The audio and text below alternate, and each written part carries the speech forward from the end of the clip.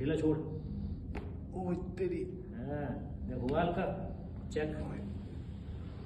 आई easy छोड़ दे। होता क्या हुआ हल्का, हाँ सीधा हो जाओ, इजी छोड़ दे।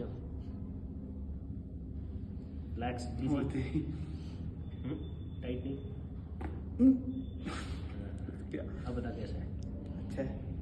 चेक कर, बोल गया C2 बहुत आउट था इसका। वो ऐसे कर करके जो होता है जो नहीं, हमारी जो अलाइन होती है ना सी स्पाइन की, इसका C2 बहुत ज़्यादा यहाँ पैल्पेट हो रहा है, गायब हो गया।